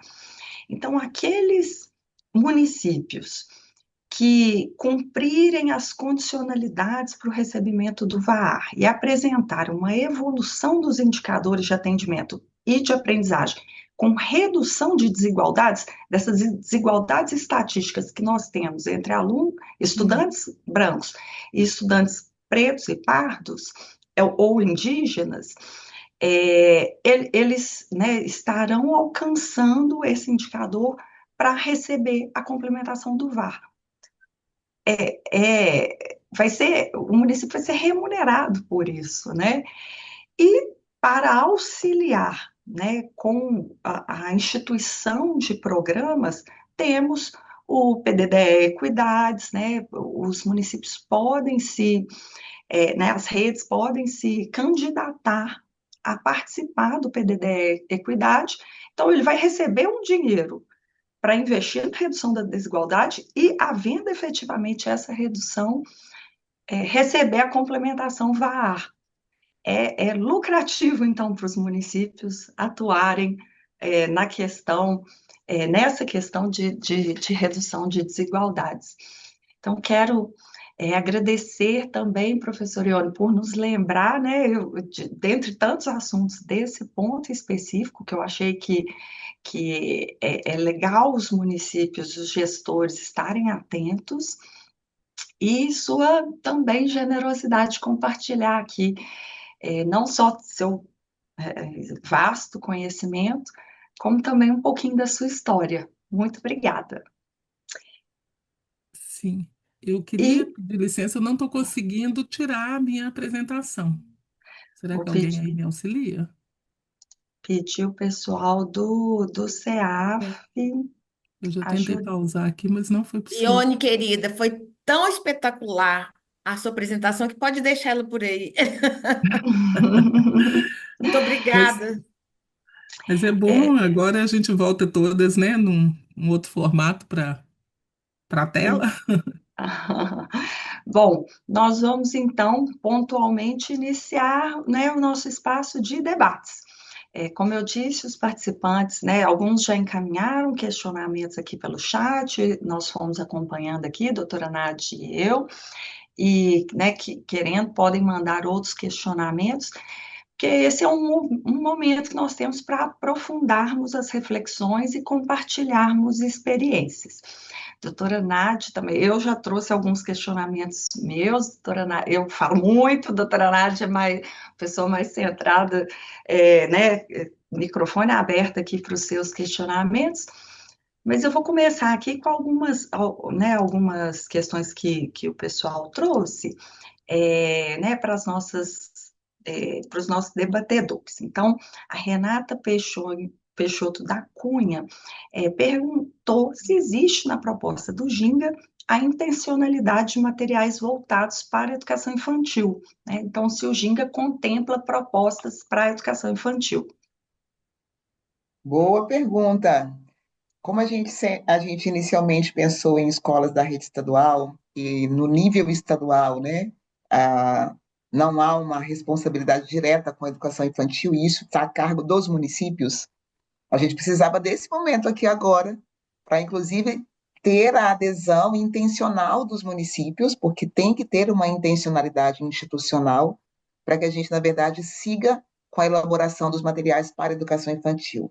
Então, a resposta é sim, a gente tem, de fato, condições de fazer toda a adaptação do projeto que hoje está no site, voltado para todas as etapas, mas é preciso que haja uma intencionalidade de algum ente municipal para que a gente entenda e faça as adequações para aquele município específico e para esta etapa de ensino. E é fundamental, eu vejo que é fundamental a gente começar, de fato, esse trabalho metodológico da base, né? Desde os anos iniciais. Perfeito. A doutora Mônica Sofia, que é promotora de justiça aqui em Minas Gerais, ela atua na promotoria né, junto a crianças e adolescentes que praticam atos infracionais, né, e a gente sabe que ali, estatisticamente, nós temos uma grande maioria né, de crianças, de adolescentes de raça parda ou preta, né, pretos e pardos, ela, além de parabenizar pelo evento, ela gostaria de perguntar se há possibilidade de extensão dessa metodologia ao sistema socioeducativo de Minas Gerais, né, para esses estudantes que, por estarem cumprindo medidas protetivas em meio fechado, né, pelos atos infracionais, eles frequentam essas escolas, né, que são do sistema socioeducativo, se vocês entendem se haveria possibilidade de estender a metodologia também para esse sistema. Nossa, acho que é excelente a gente se atentar para as modalidades de ensino. E quando eu olho para o sistema de socioeducação, eu fico sempre imaginando esse recorte racial que a senhora trouxe, doutora Gisele. De fato, é em maior número que lá estão os nossos estudantes. Estão no sistema socioeducativo, mas continuam sendo matrículas, estudantes, pessoas. E aí é fundamental. A própria Secretaria Estadual de Educação, quando concebe toda a orientação didático-pedagógica para as equipes escolares do socioeducativo, já contempla todo o mesmo currículo. O que é preciso entender é que os educadores e gestores das pastas do socioeducativo, que trabalham aí em aliança com o sistema de segurança público, é que essas duas agendas se conectem. Ou seja, que tanto a Secretaria de Educação quanto a Secretaria de Segurança Pública, ao verticalizar o trabalho do Ginga para dentro das escolas do socioeducativo, compreenda exatamente qual público está sendo atendido, para que não tenha, na verdade, nenhuma restrição da metodologia dentro das unidades socioeducativas. Porque, afinal de contas, ela tem o cunho literalmente pedagógico e de melhoria de resultados educacionais. Então, é direito do público do socioeducativo também trabalhar com a metodologia Ginga. Quando a gente tratou disso no âmbito estadual, a Secretaria Estadual de Educação já compreendeu isso, de que esse material também é disponibilizado para as escolas do socioeducativo. O que precisam são as regionais de ensino, as superintendências regionais de ensino, fortalecer isso lá na ponta, porque o socioeducativo precisa ter acesso e eu acho que assim, primordialmente precisa ter acesso a esse material para fazer uso dele. Perfeito, professora Yara. É, a nossa participante aqui, a Roberta Gray, é, menciona aqui uma questão muito importante. Ela traz que na comarca de Juiz de Fora, ela não conhece promotores ou promotoras negras. Ela acredita que políticas públicas que objetivam a representatividade, ou seja, medidas que garantam à sociedade se enxergar, sobretudo em sua diversidade, nas instituições públicas, é uma forma de combate ao racismo. Ela fala ainda que, mais que isso, acredita que ninguém é melhor do que os negros para falarem de si e daquilo que é melhor para si. E aí ela pergunta, né? Vou encaminhar essa pergunta aqui para a doutora Nádia, que eu sei que tem um projeto bonito nessa área. Existe algum projeto englobando a educação, o MP e outros, que incentive, facilite, dentro da educação antirracista, a chegada desses cidadãos à ocupação de cargos públicos importantes, como, por exemplo, o de promotor? Então, a pergunta né, se faz necessária pelo fato de conhecer crianças com 12, 13 anos, cursando o sexto ano, que não sabem sequer ler. Bom dia. Roberta, eu sou uma promotora negra, eu tenho 35 anos de Ministério Público e eu sou do 26º concurso do ano de 1990. Embora, né, Juiz de Fora não tenha promotores e promotoras negros, é uma realidade ainda na nossa sociedade. A nossa sociedade, ela é eminentemente racista. A gente tem essa consciência, todos nós. O Brasil precisa ter o primeiro passo para reconhecer que a nossa sociedade é uma sociedade racista. Segundo o IPEA e o Conselho Nacional do Ministério Público, 90% dos promotores e promotoras do Brasil são negros. Mas é uma realidade que, depois de séculos de exclusão, de caminhos abertos, é, nós temos chegado, nós, pessoas negras, temos chegado a lugares de destaque dentro do judiciário. Por exemplo, a Caroline Maia, o ano passado, ela se tornou a primeira promotora negra quilombola do Brasil. A Karen Luiza é uma conselheira que o ano passado também ela tornou-se conselheira do Conselho Nacional do Ministério Público. A Edilene Lobo, ela, ela é uma mulher negra, né, professora, doutora, e ela foi também a primeira ministra, agora recente, do Tribunal Superior Eleitoral, a se tornar ministra. Então, ainda o racismo está presente, mas temos caminhado. O último concurso, eu estou falando só de casos recentes, o último concurso do Ministério Público, que teve a sua posse no dia 22 de outubro deste ano, foram 30, a gente ainda tem o problema de gênero, né? Mas foram 38 homens, 32 mulheres aprovadas, e desses 70 aprovados, 22 se autodeclararam negros. Nós temos, sim, nós temos um projeto que é o projeto Tenório.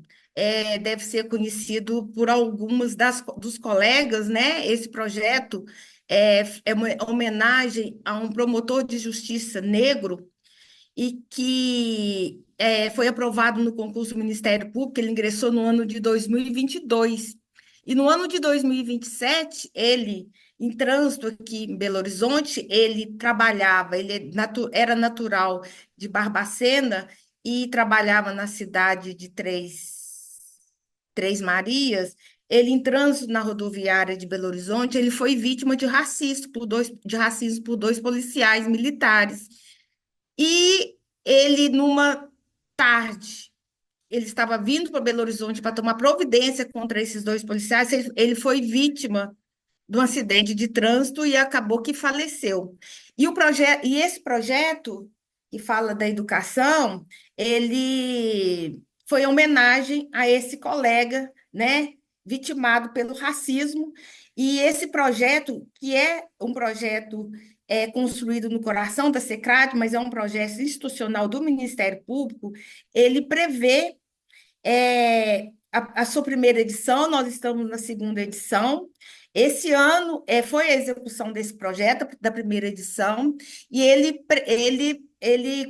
forneceu 15 bolsas, através de tal, 15 bolsas para o preparo, para o ingresso do Ministério Público, com o curso pago pela Fundação Escola Superior do Ministério Público, uma bolsa no valor de R$ 2.000, um notebook e material didático para as pessoas negras se prepararem para o concurso, não só do Ministério Público, mas para a carreira jurídica, que lhe dá essa base. Ainda é muito difícil, são 10% apenas, não estou falando de Minas, mas estou falando em termos do país. 90% são brancos, 10%, mas o Ministério Público tem se mobilizado, né? Tanto a SECRAD como o CAUEDUC, para que essa realidade ela seja transformada. Esse projeto é maravilhoso mesmo, Nath. Acho que a gente vou até colocar ele aqui também em destaque na página da educação, né, referenciando ao CAU Direitos Humanos, porque ele merece muito ser divulgado. Inclusive, doutora Gisele, a gente tem recebido pedidos, perguntas mesmo, por que que esse edital ele é restrito ao estado de Minas Gerais, né? Pelo interesse das pessoas em estar querendo participar, porque ele também tem o formato online. E a gente, né, a resposta é que cada Ministério Público deve fazer, né, o seu, porque as vagas é um curso caro, né, porque o custo dele é muito caro, né, que a gente paga o curso, a bolsa, compra o notebook, e além do mais, tem uma assistência psicológica, que eu esqueci de falar, periódica. Então, assim, é um curso que nós colhemos já frutos excelentes.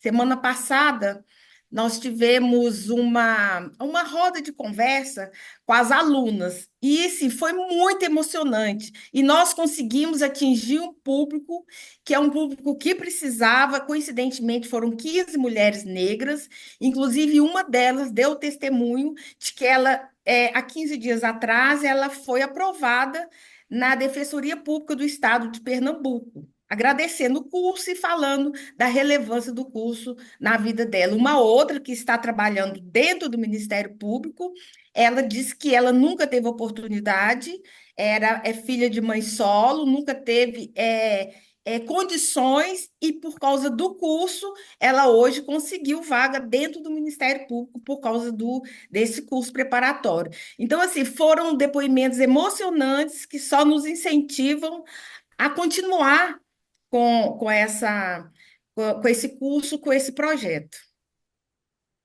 Certamente. A Jussara Marra, aliás, quero aqui trazer uma homenagem à Jussara, sabe, Nádia?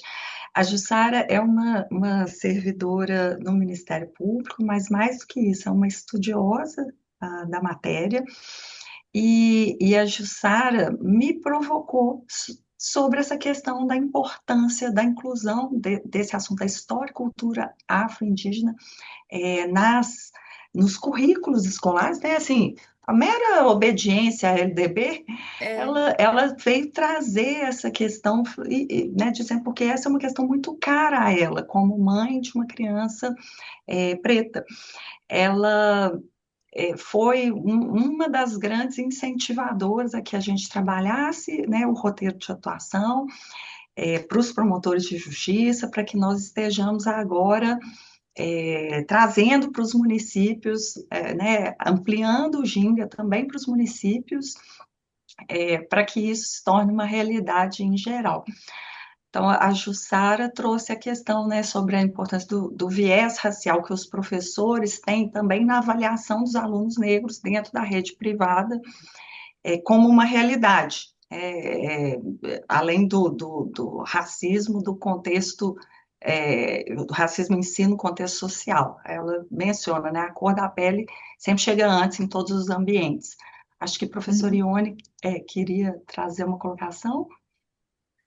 Sim, eu gostaria de contribuir nessa reflexão sobre o projeto Tenório, mas entendendo que ele faz parte de um rol maior de políticas afirmativas. E por que que eu trago essa questão das políticas afirmativas? Porque hoje ainda, quando a gente fala, né, sobre a necessidade dessas políticas, porque as oportunidades foram diferenciadas, as pessoas buscam um discurso de igualdade. Ah, nós todos somos iguais, nós todos devemos ter os mesmos direitos, e é por isso que a gente precisa retomar aqueles condicionantes sócio-históricos. O ponto de partida não foi o mesmo. Por isso, hoje ainda a gente precisa das políticas afirmativas. Então, trazer esta informação é importante para a validação da política afirmativa, mas, sobretudo, para a defesa da política, né? Hoje a gente tem concursos com a garantia de vagas específicas para pessoas negras e os mesmos discursos se rearticulam, né? E isto vai, na minha perspectiva, ao encontro da questão anterior que foi apresentada, né? Eu vi aqui nos comentários, os pais que não declaram os filhos como negros lá no cadastro escolar, né? Isso tem tudo a ver com esta dinâmica racial construída socialmente, né? Se dizer negro é se dizer de um não lugar, de uma pessoa que é marginalizada, que é inferiorizada, que é discriminada. Quem quer se ver nesse lugar? Muitas vezes os pais, eles pensam que estão protegendo os filhos ao não declarar que aquele filho é negro, por causa da discriminação, né? Então, trazer toda essa questão racial e dialogar com toda a sociedade é fundamental para que as pessoas se autodeclarem como negras, para que os pais, né, façam a declaração dessas crianças como negros, mas que num caminhar aí da vida possa chegar com uma perspectiva de futuro ser um promotor negro, porque isso muitas vezes não está no horizonte de pessoas, né, de jovens e adolescentes negros, porque não veem outros corpos negros nesses espaços, não é? E porque não sabem de possibilidades como essa do projeto Tenório. Então, articular essa defesa do projeto enquanto uma política afirmativa que está acessível, isso é fundamental. É só mesmo para demarcar isso. Obrigada. Doutora Maravilhoso. Ione, além de ser uma política afirmativa, é reparadora, né? É um projeto Com reparador. certeza. É um projeto de reparação. É, inclusive, eu queria só, Gisele, só complementar a respeito da SECRAD, a gente tem o projeto antirracista institucional sobre tons. Ele, no primeiro momento, ele foi feito, trabalhado por letramento racial para dentro da instituição, dentro do Ministério Público, porque a gente precisa ainda, infelizmente, de ter essa posição, de ter esse enfrentamento, de trabalhar internamente a nossa instituição, o Ministério Público. Nesse segundo momento deste ano, nós trabalhamos o projeto para fora da instituição também e com interface na cultura. E para o próximo ano, nós já estamos trabalhando, estamos lutando para que ele seja com interface também na educação, que é primordial, porque se nós não prepararmos as crianças negras, os corpos negros que evadem por causa do preconceito, nunca vamos chegar a uma igualdade racial nas grandes profissões. Maravilha, e complementando, né, essa questão, o Paulo Moraes ressalta que a importância de termos promotores, né, de haver promotores negros, não só nos assuntos ligados ao racismo, mas em todas as áreas, né, Sim, na segurança, no controle externo, consumidor, tudo, porque realmente é a diversidade que traz um olhar, que traz umas realidades que eu, por exemplo, como promotora branca, muitas vezes não enxergo. Paulo está certíssimo. e eu não vejo, doutora Gisele, outro caminho para chegarmos a esses postos, a não ser através da educação. Uhum. Certamente.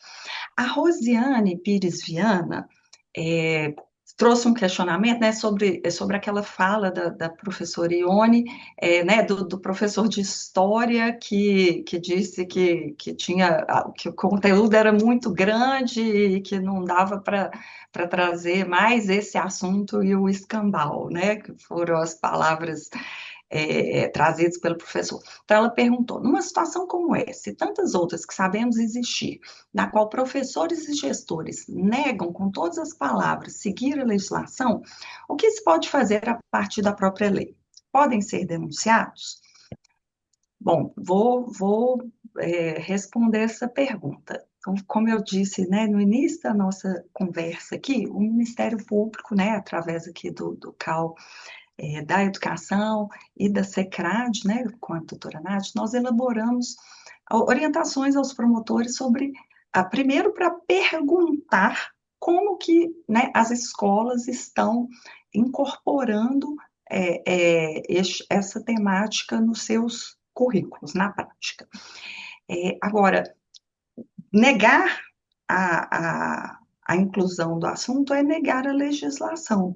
E aí sim podem ser denunciados, né, para que o Ministério Público possa, se necessário, levar ao judiciário a questão, condenando as escolas, as instituições, a simplesmente cumprirem o que é nossa lei há muitos e muitos anos e que, infelizmente, ainda não é cumprido. Então, sim, isso pode ser feito através da ouvidoria do Ministério Público, por exemplo, né, mencionar que a escola não está cumprindo a LDB em relação a essa temática, para que, pode ser pela ouvidoria, pode ser pessoalmente, nas promotorias de justiça. Para cada município de Minas Gerais existe um promotor de justiça.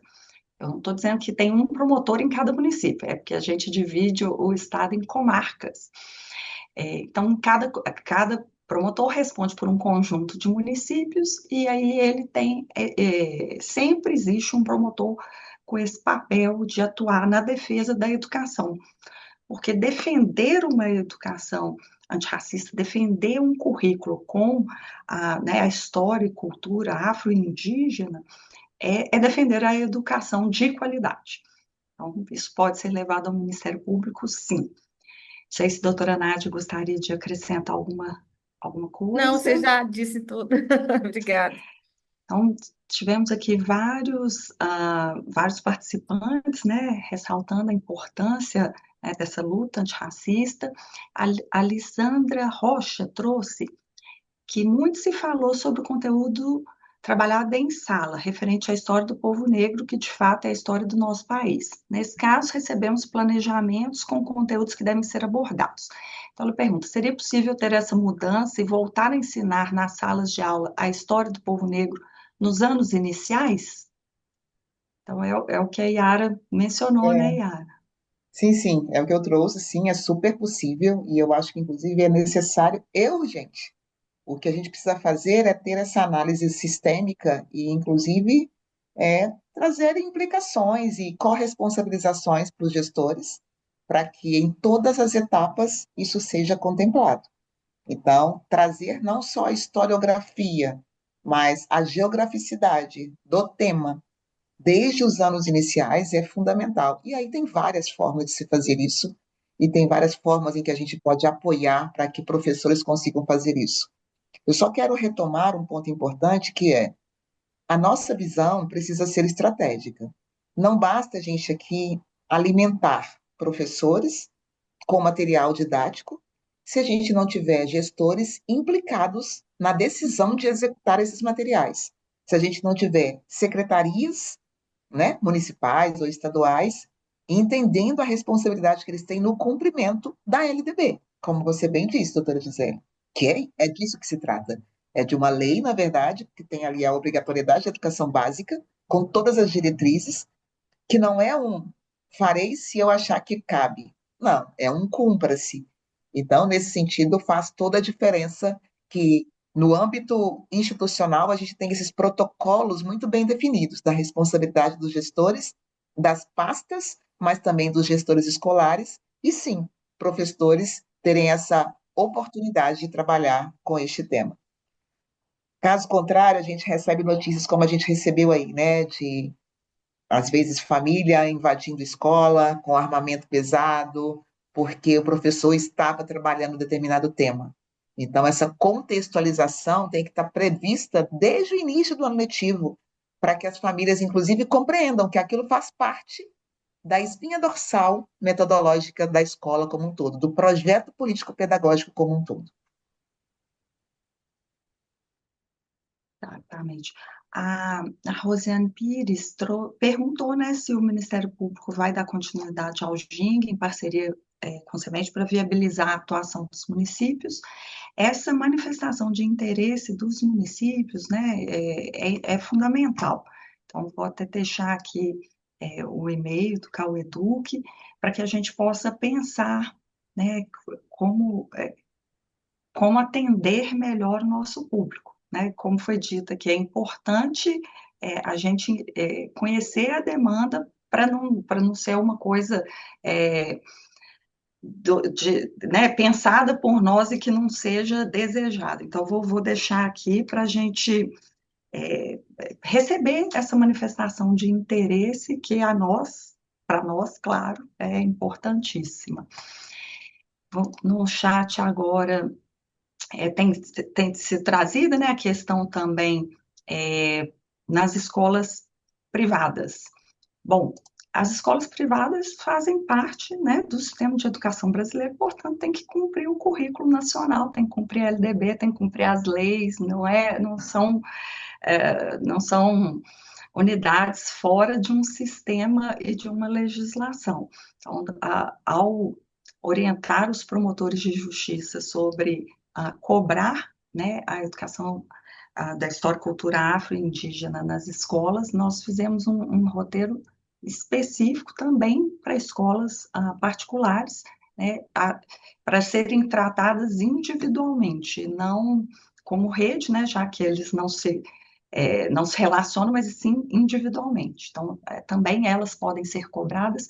E aqueles que tiverem notícia, né, de escolas que não estão tratando sobre esse assunto, podem sim denunciar ao Ministério Público para que haja essa atuação. Bom, eu acho que eu consegui buscar todos os questionamentos que foram trazidos aqui, né? Não consegui trazer todos os comentários, mas nós vamos encaminhá-los certamente às nossas palestrantes. Então, queria passar para a doutora Nádia, doutoras professoras Ione e Yara, para, né, suas considerações finais aqui, para nós caminharmos para um encerramento. Doutora Gisele, quero agradecer a parceria, parabenizá-la pela condução desse evento, que muito abrilhantou. Agradecer às doutoras Ione e Yara pelas excelentes informações, palestras, pelo compartilhamento dos conhecimentos.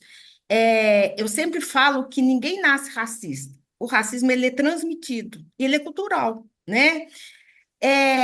E se o racismo, nós vivemos numa sociedade que o racismo é estrutural, nós precisamos combatê-lo também de forma estruturada. E eu tenho para mim que é através da educação, que é uma ferramenta potente que nós temos que irá desconstruir, né, todo esse racismo e demais discriminações.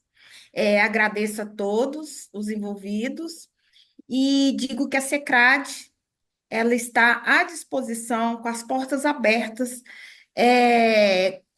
né, como instituição para com a educação antirracista. Muito obrigada. Professora Yara. Eu quero, mais uma vez, agradecer a oportunidade e também parabenizá-la pela condução do processo aqui hoje. Acho que foi leve, mas, ao mesmo tempo, extremamente endereçador. Acho que a gente conseguiu entregar aqui narrativas importantes e responder a alguma demanda que já estava aí meio que latente, né? Quando a gente falou aí sobre a infância, que é algo que a gente ainda não tinha conversado, mas já se avizinhava o interesse de municípios, a gente percebe tem uma demanda aí que a gente precisava hoje falar dela também, e ela surgiu aqui. E eu estou particularmente muito emocionada com todo o processo que a gente vem fazendo conjuntamente até hoje. E eu tenho certeza que a gente, quando esse processo finalizar, a gente vai iniciar um outro, só para dar continuidade a essa trilha, esse processo formativo que é um pêndulo, né? Que é para a gente, que é, na verdade, também para quem recebe. Agradecer mesmo essa oportunidade e, ao mesmo tempo, dizer do nosso compromisso, não só aqui dentro do Ginga, mas para fora dele e institucionalmente. Eu quero muito que, numa visão sistêmica e por meio da oportunidade que tenho de articulação, garantir que isso siga firme como agendas estaduais e não como agendas governamentais, para que isso se faça parte estruturante da nossa Secretaria de Estado de Educação, porque a gente está falando das pessoas que acessam o serviço público, né? Então, acho que não há de se falar em escolhas, e sim de compromisso com a responsabilidade e com a vida dessas pessoas. Então, muito obrigada. Muito bom dividir essa mesa com você, Ione. Professora Ione. Também gostaria de agradecer a oportunidade, dizer, doutora Gisele e doutora Nádia, assim, desse compromisso que o Ministério Público tem assumido, né, do qual a gente tem feito parte aí através dessas formações, e o quão isso é importante, né, para a nossa sociedade brasileira, não só para a mineira, mas para a sociedade brasileira. E trazer essa reflexão da educação infantil, ela é fundamental, né? A gente tem um ditado, quem é de interior conhece bem, é de pequenininho que se torce o pepino, né? De pequenino que torce o pepino. Então, assim, trazer esta formação para a educação infantil é também trabalhar na perspectiva de transformação lá na frente, né? Quando a gente, se o racismo, se a discriminação acomete a criança lá na educação infantil, também na educação infantil a gente tem que atuar, né? Eu venho trabalhando com formação de professores e professores de uma rede daqui da região metropolitana de Belo Horizonte, e muitas vezes os profissionais chegavam com aquela informação de que na educação infantil não tinha racismo, né? E aí, quando a gente vai conversar sobre as festas, sobre as brincadeiras, sobre posicionamentos, a gente vai ver como que as crianças também vão expressando, né, essa discriminação nesse cotidiano desde a mais tenra idade. Mas não dá apenas para a gente pensar no indivíduo, a gente precisa ter um olhar sistêmico, a gente precisa alcançar esse todo, né? Então, trazer uma possibilidade de uma atuação focada na educação infantil, isso é fundamental, né? Mas não desconsiderando os outros níveis e etapas, né? E as modalidades também. Então, mais uma vez, obrigada e me coloco à disposição para outras atividades, para outras formações, que tem sido, né, esse trabalho profissional que tenho assumido também. E é muito bom a gente poder compartilhar com pessoas que estão de fato interessadas com transformação, né? Yara, obrigada também pela oportunidade desse diálogo. O microfone está fechado, doutora Gisele. Obrigada. É raro, mas acontece muito, né? Esse tipo de coisa. Bom, então, em nome do Ministério Público de Minas Gerais, né, especialmente, né, em meu nome como coordenador do CAU-EDUC e em nome da doutora Nádia, coordenadora do CAU Direitos Humanos, nós agradecemos a presença de todos e todas e com, assim, muito especialmente, né, as palestrantes Yara Viana e Ione Gonzaga, que trouxeram essas reflexões tão valiosas para a construção de uma educação antirracista. Com esse evento, a gente quis reforçar essa verdade essencial. A educação é a ferramenta mais poderosa para transformar realidades, para construir uma sociedade mais justa e mais igualitária. Então, cada passo que for dado para implementar as leis 10.639 e a lei e 11.645 é um passo rumo à superação do racismo, é um passo para a valorização da diversidade que nos constituiu como nação, né? Ao encerrarmos né, esse evento, eu quero deixar essa reflexão. Cada criança que aprende sobre a riqueza da cultura afro-brasileira e indígena, cada estudante que se reconhece representado no currículo escolar e cada professor que se capacita para uma educação antirracista é uma vitória contra o racismo estrutural. Então, nós chegamos ao final desse encontro, mas não ao fim da nossa jornada. O que nós vivenciamos hoje é mais um passo nesse compromisso do Ministério Público, que deve ser renovado a cada dia e existente, né, e existir em nossas escolas, nas nossas comunidades, na nossa prática. A educação antirracista não é uma meta distante, é uma construção diária que vai depender de cada um de nós. E que essas reflexões e os aprendizados do evento de hoje se transformem em ações concretas, em currículos revisados, em salas de aulas mais inclusivas e uma sociedade verdadeiramente mais justa. Nós vamos juntos transformar a educação mineira e com ela o futuro que nós queremos construir. Então, muito obrigado pela presença e pelo compromisso de todos e que hoje nós saiamos, né, possamos sair daqui com um compromisso renovado de fazer da escola cada vez mais um espaço de respeito, um espaço de inclusão e um espaço de esperança. Muito obrigada e até a próxima. Até. Até. Muito obrigada a todas, a Tchau, todos. tchau. Tchau, Obrigada, tchau. gente. Tchau, tchau.